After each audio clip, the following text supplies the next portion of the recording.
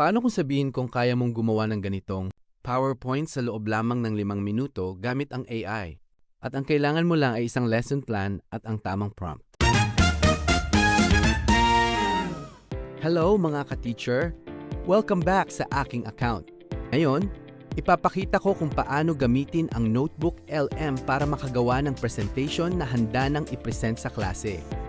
Tara, simulan na natin. Unang hakbang, buksan ang Google Chrome, Microsoft Edge, o anumang web browser na ginagamit mo. Sa search bar, i-type lamang ang Notebook LM at pindutin ang Enter.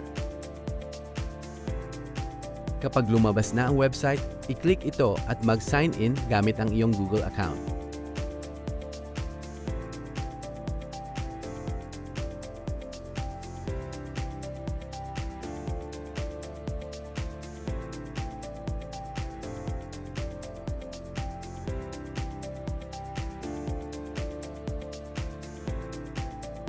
Pagkatapos mag-sign in, i-click ang Create New Notebook para makapagsimula. I-upload ang iyong lesson plan o anumang reference na gusto mong gawing PowerPoint.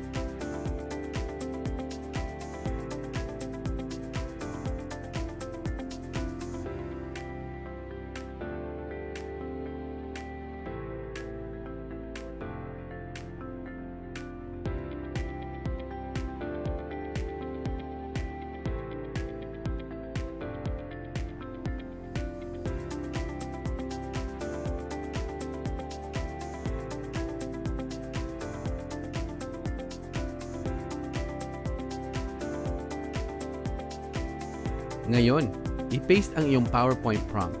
Mas malinaw ang prompt, mas maganda ang magiging output.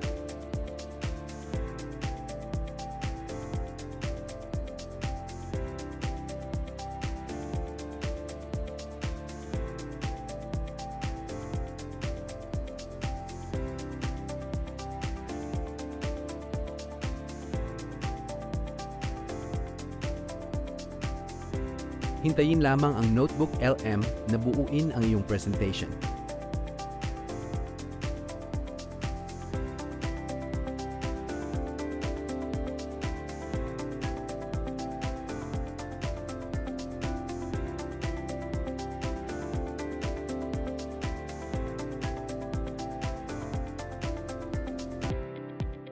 Kapag okay na, pwede mo nang i-check yung na-generate na PowerPoint ng iyong lesson.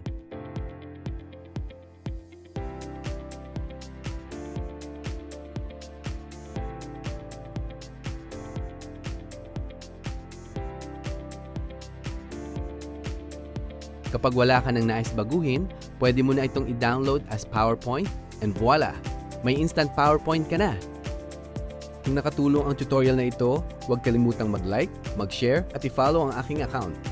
Comment, prompt yung gusto mong makuha ang prompt na ginagamit ko. Maraming salamat at hanggang sa susunod na video.